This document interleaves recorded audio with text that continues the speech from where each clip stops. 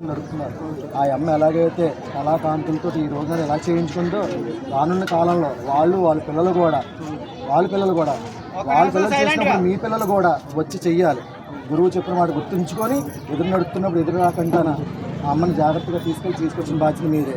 దాసాన దాసులకు ఏకదాసులకు 10,000 శరణాలు, దాసుడు తప్పు దండం దాసులు. ఇంటిరా బిడ్డలారా శరణాలు వేయండి 3 వరుసలు దండోరా.